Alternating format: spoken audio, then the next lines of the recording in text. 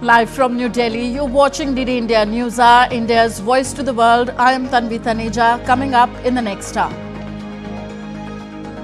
Ukraine and Russia to hold separate talks with US officials in Saudi Arabia on Monday. Meetings to be held simultaneously as diplomatic push for ceasefire gains momentum. Donald Trump signs order to shut down US Education Department. Also signs order to ramp up critical mineral production. Says rare earths deal with Ukraine soon. Sudan's army recaptures presidential palace in capital Khartoum after fierce battle with paramilitary forces. Another red flag for global warming. UN's recent report says last 3 years witnessed largest glacial meltdown. And India officially submits bid to host 2030 Centenary Commonwealth Games. If successful, it would be India's second hosting opportunity after 2010.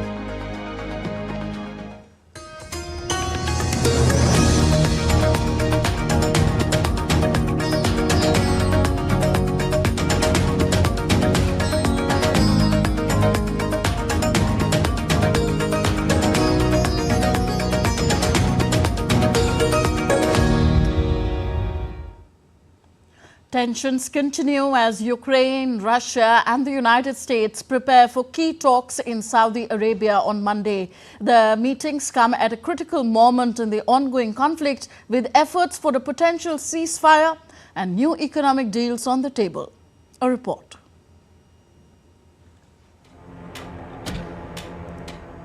Monday marks a pivotal day as officials from Russia, Ukraine will meet counterparts from the United States in Saudi Arabia. Ukraine and Russian delegations will meet separately.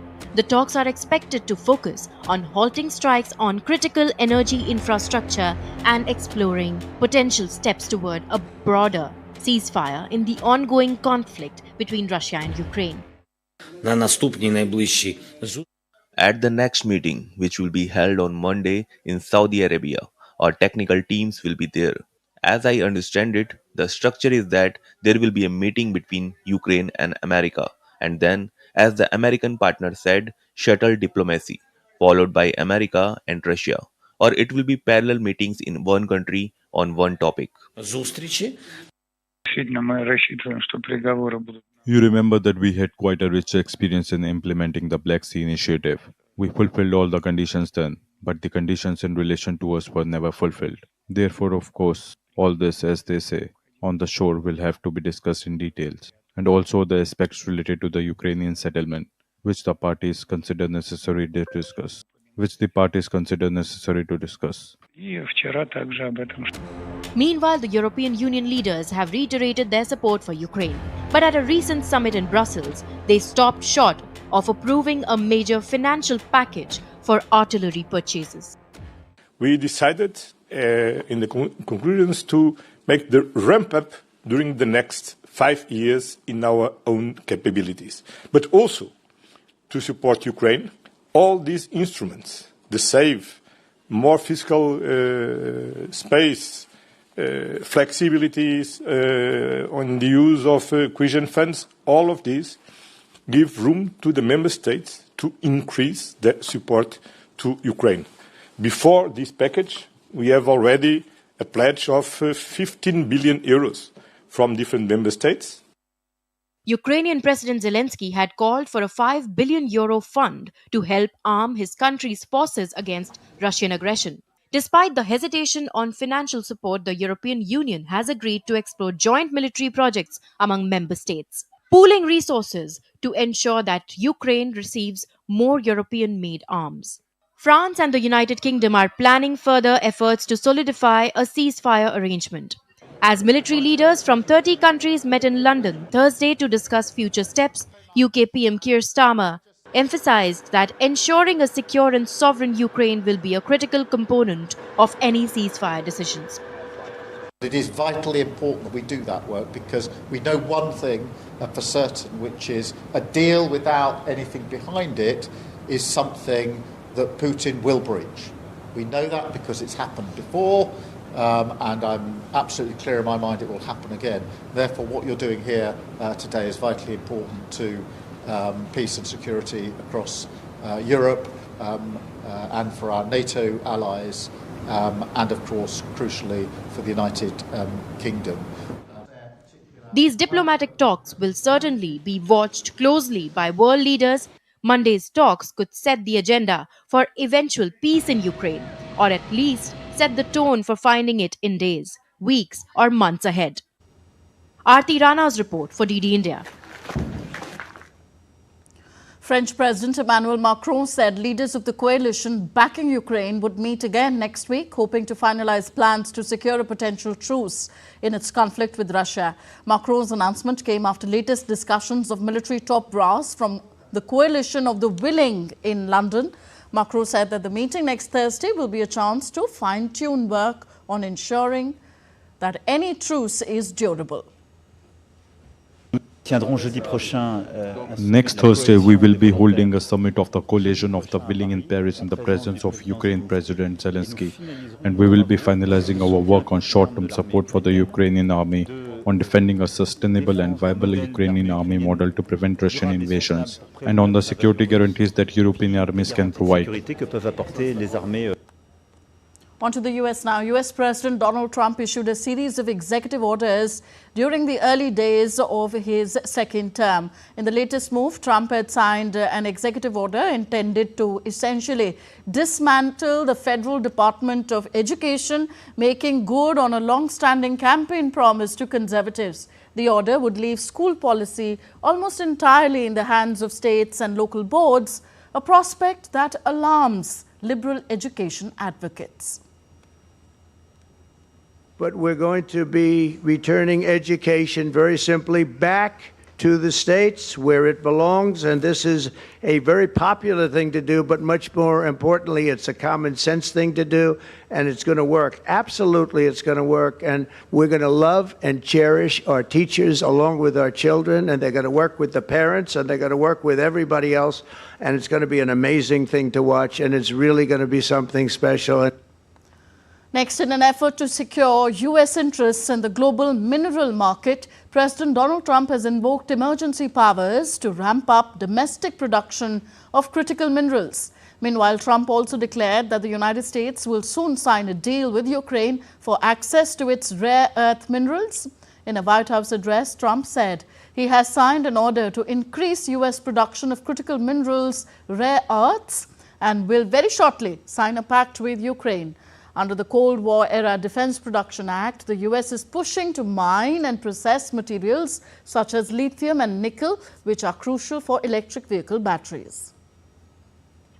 And moments ago, I also signed an executive order to dramatically increase production of critical minerals and rare earths. It's a big thing in this country, and as you know, we're also signing agreements in various locations to unlock rare earths and minerals and lots of other things all over the world, but in particular Ukraine. We're doing very well with regard to Ukraine and Russia, and one of the things we are doing is signing a deal very shortly with respect to rare earths with Ukraine, which they have tremendous value in rare earth, and we appreciate that. And we spoke yesterday with, as you know, President Putin and President Zelenskyy, and we would love to see that come to an end, and I think we're doing pretty well in that regard. So hopefully we could save thousands of people a week from dying. That's what it's all about. They're dying. President Zelenskyy said that all nuclear power plants in Ukraine belong to the people of Ukraine, following comments by U.S. President Donald Trump suggesting that the United States could own and operate the country's nuclear facilities. All nuclear power plants belong to the people of Ukraine. They are state-owned nuclear power plants. We do not have private property, energy, nuclear power in Ukraine. We have thermal generation. There is green energy. There is private partnership. There is completely private energy. This is absolutely clear and correct. But all nuclear power belongs to the state of Ukraine. Now, there seems to be no pause in US President Donald Trump's confrontation with the US judiciary after a federal judge said in a strongly worded order that government ignored an order to block deportations. Trump has now demanded intervention from the Supreme Court Chief Justice. US President Donald Trump demanded on Thursday that courts stop blocking his agenda as he was once again at odds with the judiciary. The US president seems to be edging closer to a constitutional showdown after a judge suggested the administration ignored an order to block summary deportations. Trump has demanded that the Supreme Court intervene. He wrote on his social media platform warning that if Chief Justice of Supreme Court doesn't fix the situation, nation is in serious trouble. Chief Justice John Roberts a day earlier issued a rare rebuke by the country's top justice to remarks of the president after Trump called for the impeachment of the judge who ruled on the immigration case. James Bosberg, the chief judge of the U.S. District Court in Washington on Saturday, had issued an emergency order against the deportation of Venezuelans as they sought legal recourse. In a strongly worded order, on Thursday, Bosberg gave the Justice Department until Tuesday to explain why it went ahead with flights of Venezuelan migrants and explain why it did not violate his restraining order. 237 deportee Venezuelans were flown to El Salvador as Trump invoked 1798 Alien Enemies Act to remove alleged members of Tren Aragua, a Venezuelan gang. A lawyer for one of the men said that his client was a professional soccer player in Venezuela and U.S. authorities accused him of gang membership based on a tattoo that in fact was associated with his fandom for Real Madrid. On to West Asia now. The Israeli government has dismissed Israel's domestic intelligence agency Shin Bet's chief, Ronen Bar, on Friday. Netanyahu last week cited an ongoing lack of trust as the reason for moving to sack Ronen Bar, who was appointed in October 2021 for a 5-year term. Bar, meant to end his tenure only next year, was appointed by the previous Israeli government that briefly forced Netanyahu from power between June 2021 and December 2022. His relations with Netanyahu were strained even before the unprecedented Hamas attack on October 7, 2023, notably over proposed judicial reforms that had split the country. Bar had already hinted that he would resign before the end of his term, taking responsibility for his agency's failure to prevent the attack. Meanwhile, the United Nations Security Council held an open meeting on Gaza as Israel resumed its ground operations in the enclave. Israeli aircraft on Thursday dropped leaflets on residential neighborhoods, ordering people out of Beit Lahia and Beit Hanun towns in the north, the Shajia district in Gaza City, and towns on the eastern outskirts of Khan Yunis in the south. Then late on Thursday, Israel's military said it had begun ground operations in the Shabora district of Gaza's southernmost city Rafah, which abuts the Egyptian border. Hamas too fired a barrage of rockets towards Tel Aviv in central Israel. Hamas, which had not retaliated during the first 48 hours of the renewed Israeli attack, said its fighters fired rockets into Israel. Sudan's army has recaptured the presidential palace in Khartoum from the Rapid Support Forces after a fierce battle. Army spokesman Nabil Abdallah confirmed the victory, stating that their forces destroyed the enemy's equipment and seized large quantities of weapons. The army vowed to continue fighting until the militia is purged from the country. The presidential palace has been a key location in the conflict, with the RSF occupying it in April 2023. The conflict has killed tens of thousands of displaced, over 12 million, and created the world's largest hunger and displacement crisis. The army's recapture of the palace marks a significant gain in the conflict. Our steadfast and resilient people, in a timeless heroic battle, our forces crowned their successes today in Khartoum, where they were able to crush the remnants of the terrorist militia of Dagalo. In the areas of central Khartoum, the Arab market and the buildings of the Republican Palace, a symbol of the sovereignty, pride and dignity of the Sudanese people, and the buildings of the ministries. Our forces, thanks to God, completely destroyed the enemy's personnel and equipment and seized large quantities of their weapons and equipment in the aforementioned areas. Tunisian President Kais Saied dismissed Prime Minister Kamel Madoure, a statement from his office said on Friday, as the country grapples with major economic issues. The Tunisian presidency said Saied sacked Madoure less than a year after and has appointed Sarah Zafarani Zanzari as his replacement. Zafarani, who is an engineer and served as the Minister of Equipment and Housing since 2021, is the third Prime Minister in less than 2 years. In recent months, Saied has sharply criticized the performance of ministers, saying many have not met the required standards and that the expectations of Tunisian people are high. You're with us on DD India News, still to come on the show. Friday, March 21st marks the inaugural World Glacier Day. We discuss with our expert the massive retreat of glaciers worldwide. Today on March 21st, we also join hands to celebrate the International Day of Forests to protect our planet's most vital resource.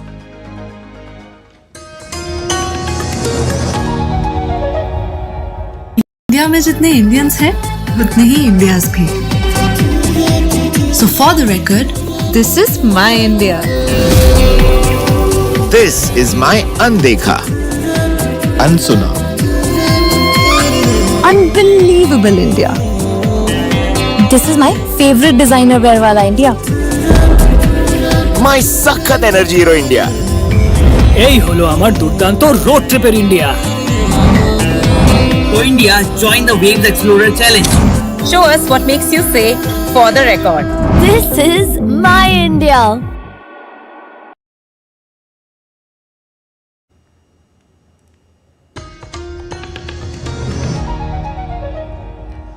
You're watching DD India News. I am Tanvi Taneja.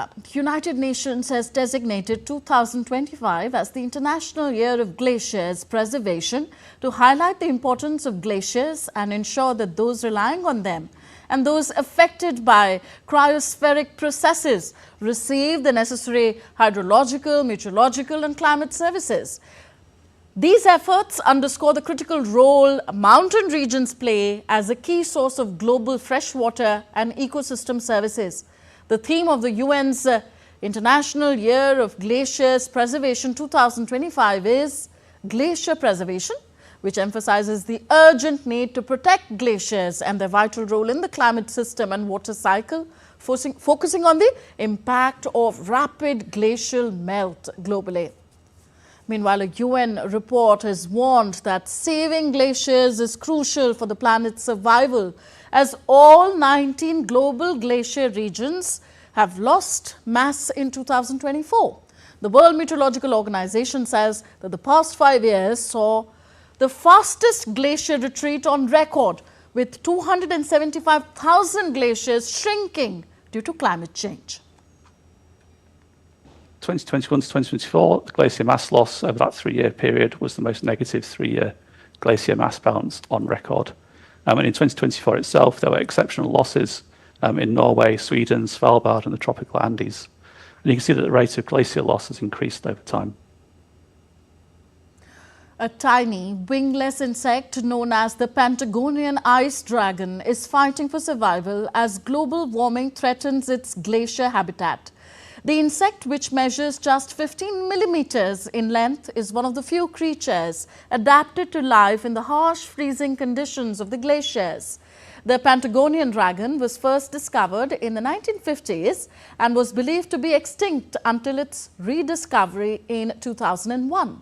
The insect plays a crucial role in maintaining the health of the glaciers, acting as a natural filter by feeding on organic matter, dust and bacteria. As the glaciers melt due to climate change, the Patagonian dragon's habitat is disappearing.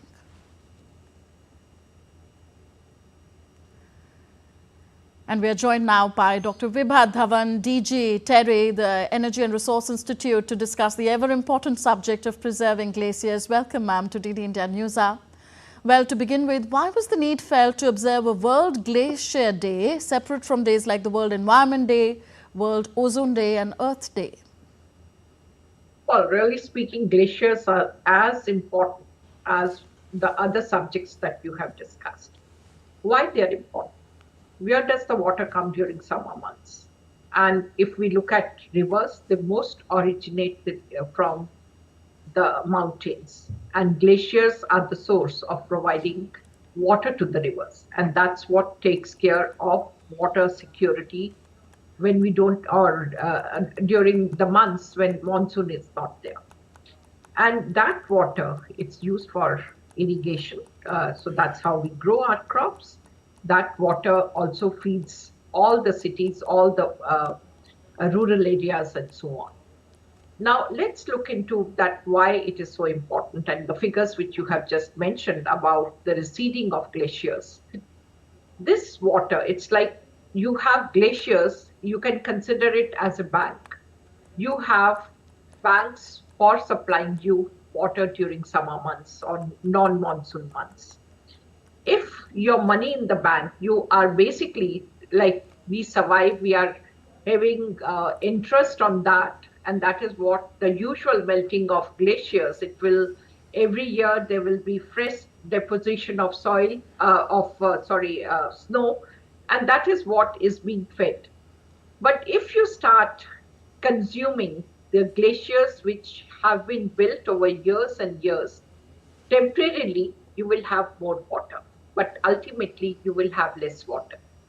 And we, and especially India, if we look at, we are already a water scarce country. And therefore, if the water in our rivers will reduce further, perhaps it would be very difficult for humankind to survive even. And already we have seen fights or confusion between various states. We are talking of pollution in water, and one of the main reasons over there is less of water. So if that water is going to reduce further, it is going to be a crisis situation kind of thing. And it is not just that they have impact on our rivers alone. It is that they are going to impact globally. Yeah. Even if you look at rivers, because rivers also flow from one country to the other, and therefore it should not be that that leads to political instability as well. So we should be very careful about it. So what are the steps, financial and other, required to be taken by the international community to achieve the objectives of the World Glacier Day? Well, when we talk of Glacier Day or we talk of climate change, melting of glaciers is happening due to the changing climate. It is happening because of increase in temperature. And therefore, we really have to take care of our climate. And therefore, again, it is not one step, it is everything. We really have to look into how our energy is produced, how sustainable it is, how much of industrialization. Is our development sustainable? Because it should not be sustainability or you sacrifice sustainability at the cost of development. The two has to coexist, and therefore your entire planning has to be that we must ensure sustainable development. We have to move towards green skilling, green jobs, greening of industry, and so on.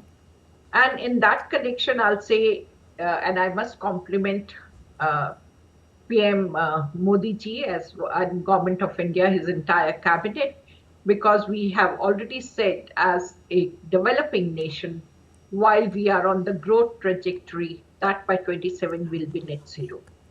And that also provides us with a unique opportunity, because unlike many other countries, when we say that 2/3 of the infrastructure is yet to be built in the country, we can actually ensure that it's all green. And when we say it is all green, we are actually will be showing way to the world that development can be sustainable. And it is in every policy that we are looking into, the government policy, both at the state and the center level, that there is the policy initiatives are ensuring that we will be able to achieve net zero. Whether we are talking of electric vehicles, whether we are talking of solar rooftop, we are looking into other technologies, we are looking into the shipping sector, and again, we are saying it should be net zero. Buildings, green buildings, certification.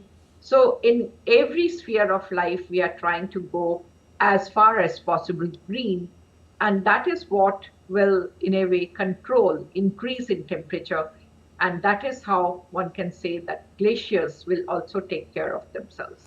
But specifically for glaciers, we can't do much. It has to be with the climate change.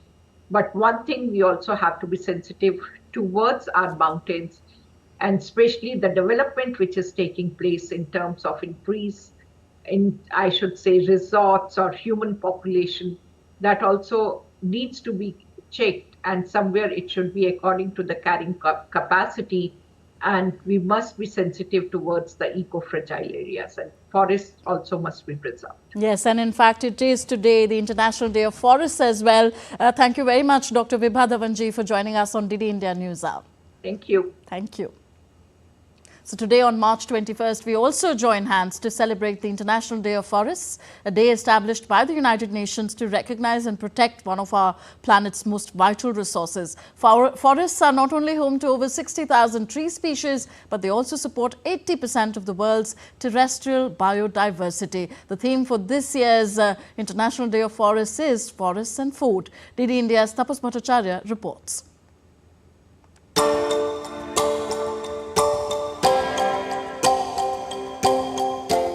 Today, on March 21st, we celebrate the International Day of Forest, a day established by the United Nations to recognize and protect one of our planet's most vital resources. This year's theme, Forest and Food, highlights the deep connection between forest and our food system.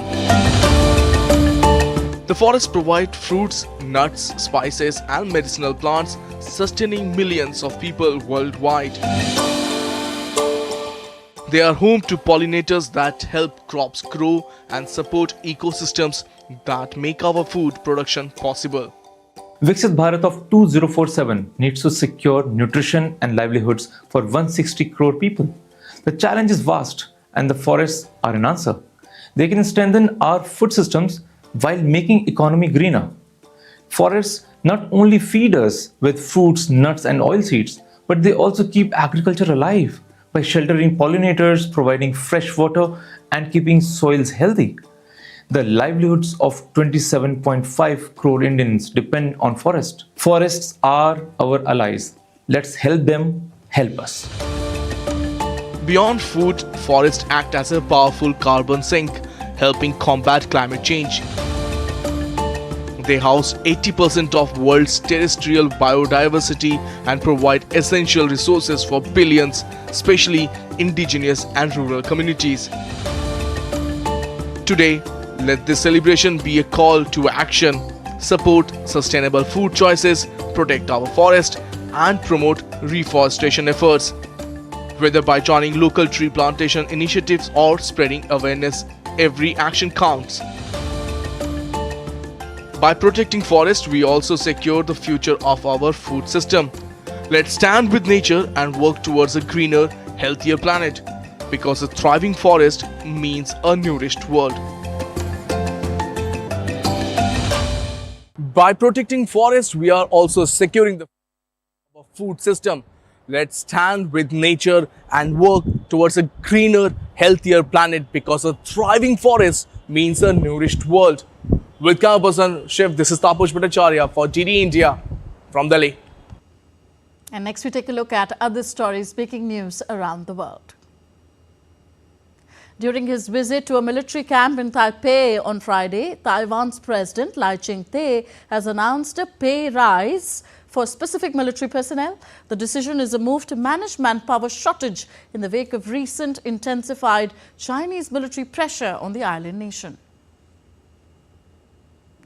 North Korean leader Kim Jong-un oversaw the test firing of the country's latest anti-aircraft missile system on Thursday, state-run television KRT reported. Kim also thanked the research group for the system. Over 300 migrants returned from Mexico to Venezuela by state-owned airline Conviasa in Caracas on Thursday. This brings the total number of migrants recently returned from the USA to 920. You're watching DD India News Hour. Still to come on the show. Indian Parliament continues to discuss the budgetary provisions. BJP issues 3-line whip for all Lok Sabha MPs to remain present for for the passing of Budget 2025. And Purple Fest 2025, a symphony of inclusivity for the differently abled, echoes at the President House in New Delhi.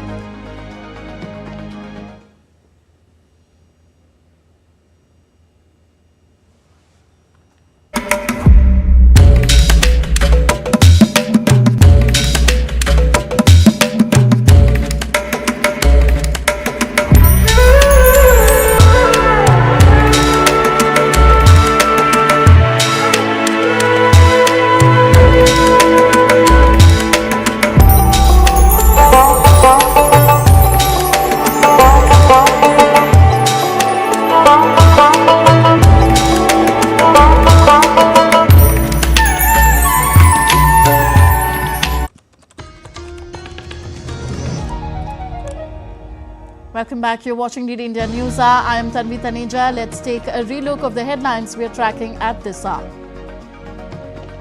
Ukraine and Russia to hold separate talks with US officials in Saudi Arabia on Monday. Meetings to be held simultaneously as diplomatic push for ceasefire gains momentum. Donald Trump signs order to shut down US Education Department, also signs order to ramp up critical mineral production, says rare earths deal with Ukraine soon.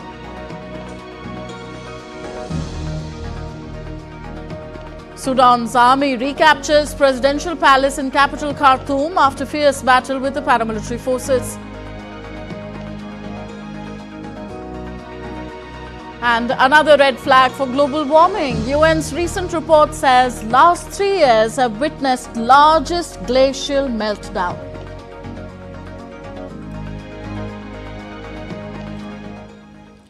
All right, next updates from the budget session of Indian Parliament. It is underway, and while in the Lok Sabha, that is the lower house of Indian Parliament, discussions on the demands for grants for the Ministry of Agriculture has been taken up after the discussion on the demands for grants of the Ministry of Jal Shakti concluded this morning. The Lok Sabha is also likely to pass the union budget by a voice vote later today. Bharatiya Janata Party, BJP, has issued a 3-line whip for all its Lok Sabha MPs, asking them to be present in the lower house on Friday for the passing of the budget 2025. The upper house, or the Rajya Sabha, is discussing the working of the Ministry of Home Affairs. The Union Minister for Home Affairs, Amit Shah, is likely to reply in the House post the conclusion of the debate. And DD India's Dibyendu Mondal joins us now on the story. Dibyendu, how has the first half of the Parliament session been on Friday? Well, Tanvi, the Parliament sessions, the second leg of the budget session of Parliament is currently underway as we speak, and as we have been updating our viewers since the morning that the debates and discussions in both the houses, which is the lower as well as the upper house, are being conducted smoothly. Yesterday both the houses faced disruptions and the houses were adjourned following multiple disruptions from the opposition, but since morning today, in fact, since 11 a.m. when both the houses convened, while the discussions are underway, while the upper house is debating and discussing on the working of the Ministry of Home Affairs, several issues have been raised by different leaders, multiple political leaders from different spectrum of the political ideologies have been raising multiple issues on the working of the Ministry of Union Ministry of Home Affairs, and it is expected that Amit Shah will be giving a detailed reply later after the debate and discussion is over in the upper house on the points that have been raised during the debate in the Rajya Sabha. While in the Lok Sabha, Tanvi, the debates on the demand for grants of different ministries had been taken up over the last couple of days for discussion. While in the morning, the Jal Shakti Ministry's demand from the Ministry of Jal Shakti by different various members of Parliament have been concluded, and currently as we speak, the demands of grants for the Ministry of Agriculture is being taken up in the lower house, which is the Lok Sabha. Tanvi. Okay, Dibyendu, we heard earlier that Lok Sabha will apply guillotine to pass the budget 2025. If you could explain to our viewers what does it mean in parliamentary procedure and how rare is it? Well, Tanvi, it is it is a very normal procedure by applying the guillotine, which probably means that the Lok Sabha will be taking up, in fact, clubbing all the demands from the demands of grants of the different ministries that has been put in by different members of parliaments. They will be clubbed and the budget will be put to vote.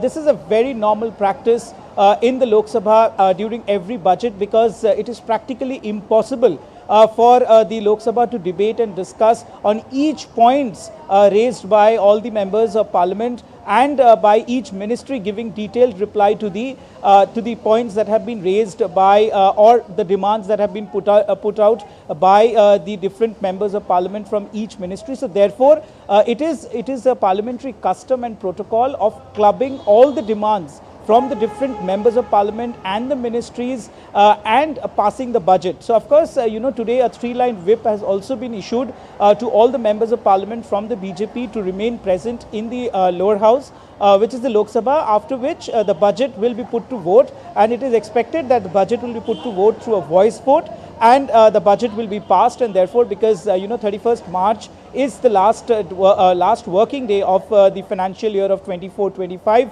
after which the 25-26 financial year will kick in, and before which the budget has to be passed, and it is expected that the government will sail through passing of the budget by this evening. Tanvi. Okay, we leave it here. Thank you very much. Debendra Model reporting on the proceedings of Indian Parliament.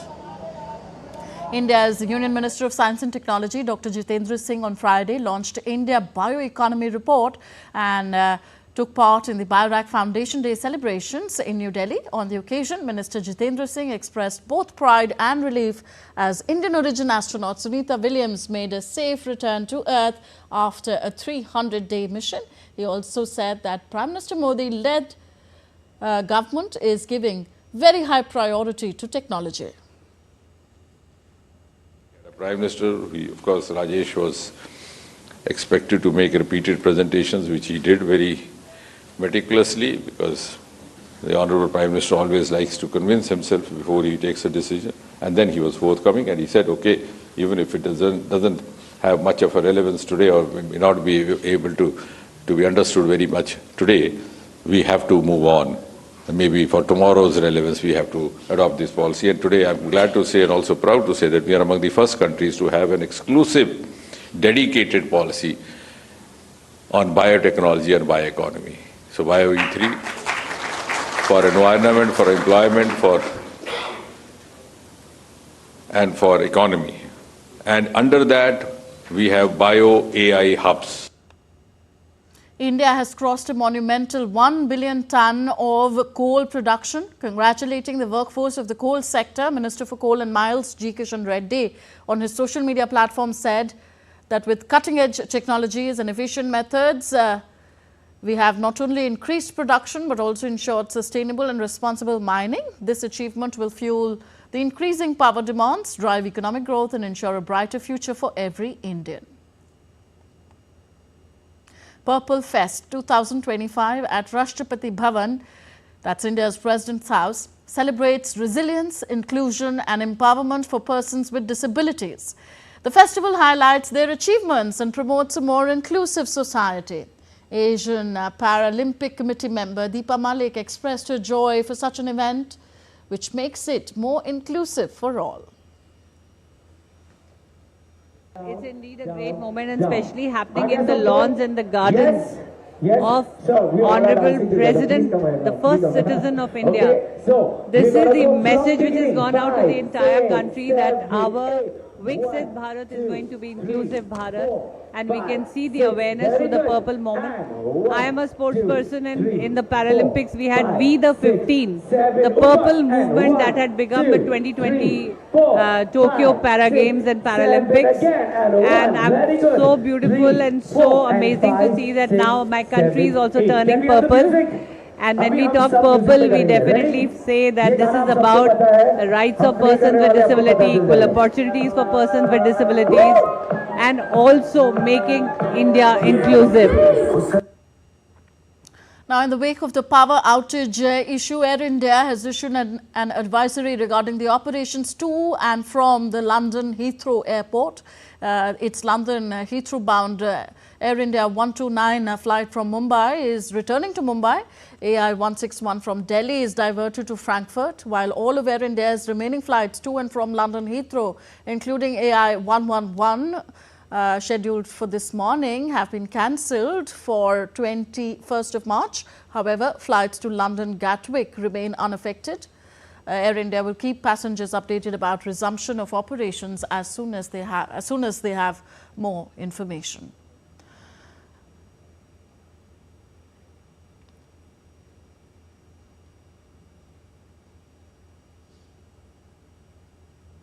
So what has happened is that in the UK, Heathrow Airport has been closed until midnight after experiencing a significant power outage due to a fire at a nearby electrical substation supplying the airport.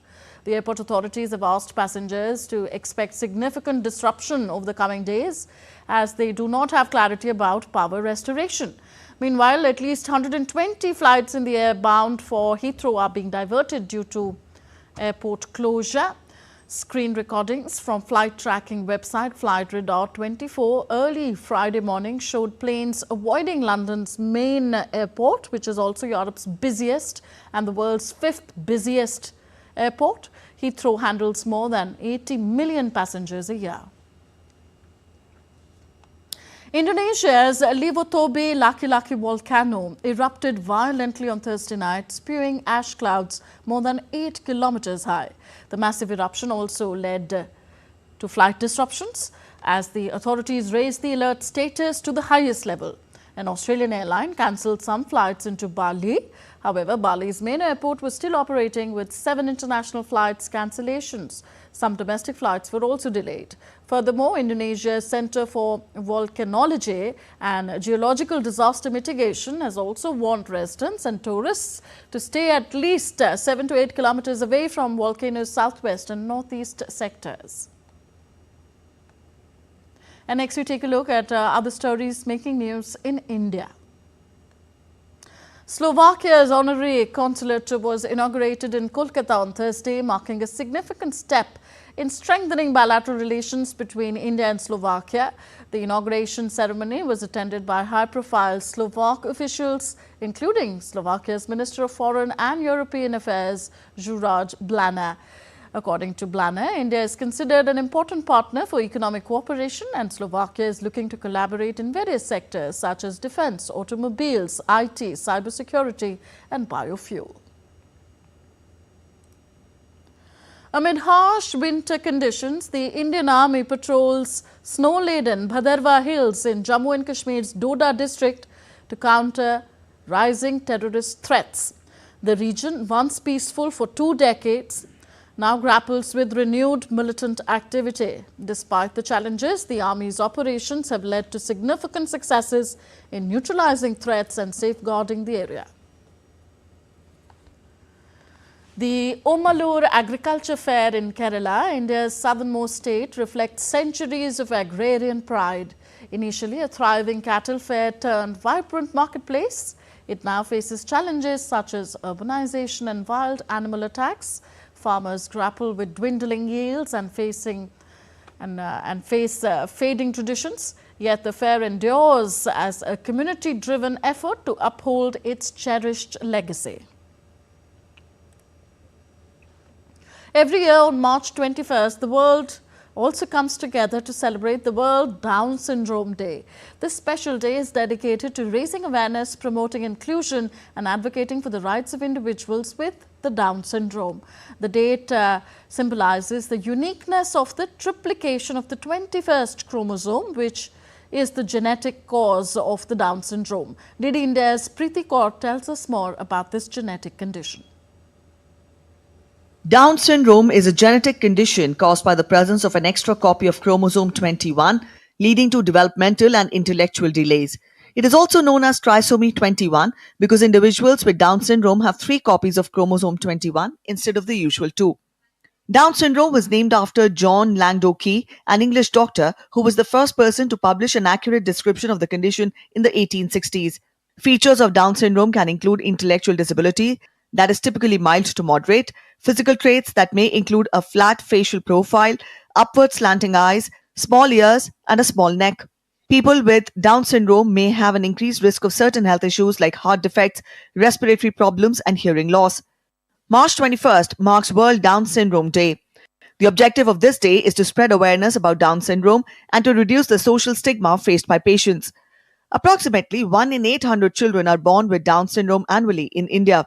Screening tests to assess the likelihood of Down syndrome can be performed in early pregnancy. After birth, the syndrome may be diagnosed by experts through physical examination.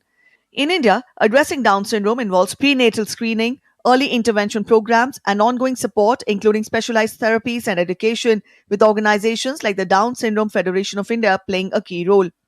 People with Down syndrome can lead fulfilling lives, and many individuals with this condition attend school, work, and participate in social and community activities. Early interventions like speech, occupational, and physical therapies can help improve development and provide quality of life. Preeti Kaur's report, DD India. Still to come on DD India News Hour. Kirsty Coventry elected the first woman president of International Olympic Committee, also becomes the first African to lead the global Olympic movement. And at Swiss Open, Indian shuttlers Shankar Subramaniam stuns world number 2 Anders Antonsen to reach the quarters.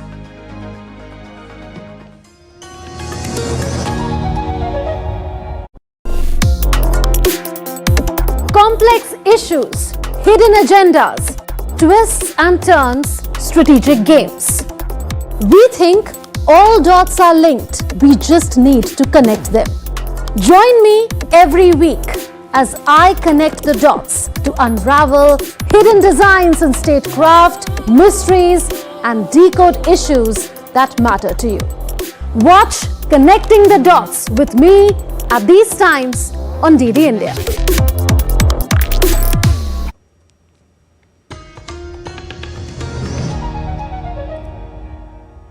Thank you for staying with us. You're watching DD India News Hour. I am Tanvi Taneja. On to some business news now. Asian stocks plummeted on Friday as escalating geopolitical tensions and US tariff fears dampened investor sentiment. Safe haven gold hovered near record highs. Central bankers adopted a cautious note amid rising trade tensions, with the US Federal Reserve, Bank of Japan and Bank of England holding rates steady. Investors are bracing for the Trump administration's April 2 tariffs, fueling market volatility. The dollar index steadied after climbing 0.4% on Thursday, while the yen weakened. And to talk of the global oil prices, they rose, poised for their strongest weekly gain since January. And gold eased after hitting a record high. The German economy has long struggled with high energy prices. They've been high due to rising gas prices, as well as the country's expensive investment in its energy transformation. Lars Holte is with Deutsche Welle and joins me from Berlin now. Lars, what's the latest on the energy policy of Germany?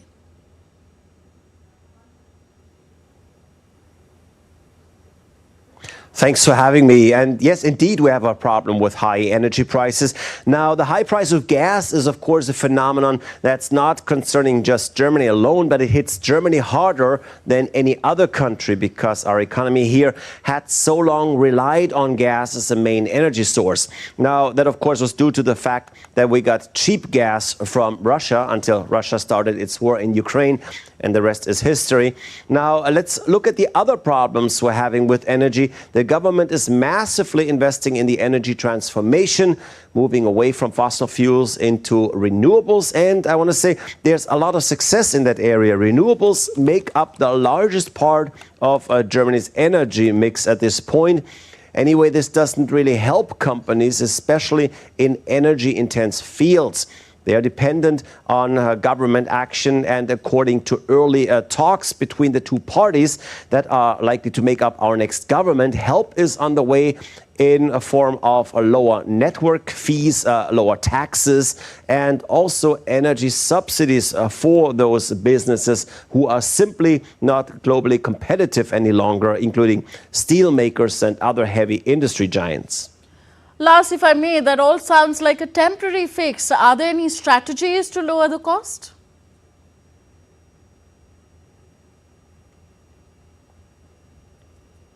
Yes, and that is what a new study is showing too. The Boston Consulting Group has looked into the matter, and the experts there are saying that Germany could literally save billions of euros in its current energy transformation efforts, and that is without cutting its established climate goals.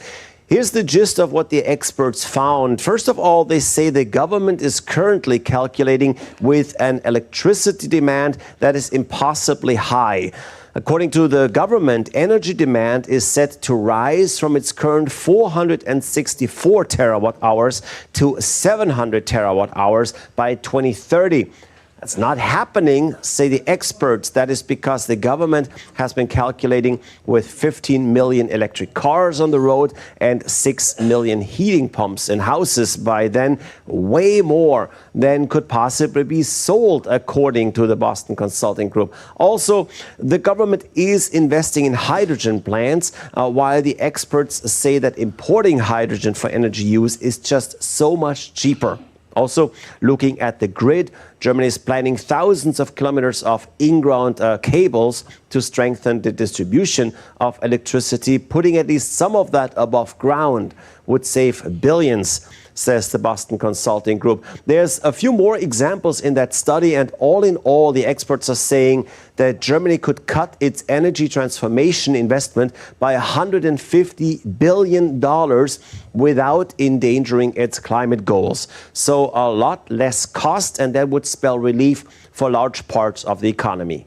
Thank you, Lars, for all those updates. Lars Holter reporting from GW Berlin. And time now for some sporting action. India has officially submitted an expression of interest to organize the Centenary Commonwealth Games in Ahmedabad, Gujarat in 2030. The bid, led by Commonwealth Games Association of India, President P.T. Usha, underscores Ahmedabad's readiness to serve as an exceptional host city. This move aligns with India's broader ambition to secure major international events, including a bid for the 2036 Olympic Games. Hosting the Commonwealth Games would not only elevate India's stature in sports administration, but also bring significant economic benefits. At International Olympic Committee elections, Kirsty Coventry made history on Thursday by becoming the organization's first female and first African president since its inception. The Zimbabwean swimming great emerged victorious to replace Thomas Bach, securing the top job in world sport and ushering in a new era for the Games. After being named IOC President-elect, Coventry noted the magnitude of her election and highlighted the influence of IOC member Anita de France has had on her. The IOC President-elect also said that she wants the International Olympic Committee to take a more central role in issues related to transgender athletes. In terms of the significance of being the first woman, being the first African, I have to say that there have been incredible women that have come before me. One of them sitting in the room today, which I might get a little emotional about, with Anita de France, a huge inspiration to me and to many women. And I was just really proud that I could make her proud. She was the first woman to run for this position. And like I said, she inspired me. She's been a huge mentor of mine since I came into the movement in 2013. And in badminton now, India's Shankar Subramaniam secured the biggest victory of his senior career, defeating world number 2 Anders Antonsen in the pre-quarterfinals of the Swiss Open on Thursday. The 21-year-old fought back from behind to win in 3 games, 18-21, 21-12, 21-5 in a 66-minute battle. Shankar led 16-14 in the opening game, but allowed Antonsen to mount a comeback and take the first game. However, Shankar regrouped in the second. The youngster frustrated his higher ranked opponent, who struggled with unforced errors. Shankar will face world number 31 Christophe Popov of France in the quarterfinals on Friday. Meanwhile, India's senior shuttlers Kidambi Srikanth and Priyanshu Rajawat have both exited in the second round. And updates from football now. Last gasp Vinicius Junior strike earned Brazil 2-1 win over Colombia in the South American World Cup qualifiers on Thursday. Vinicius scored the winner 9 minutes into added time to rescue a much-needed win for Brazil.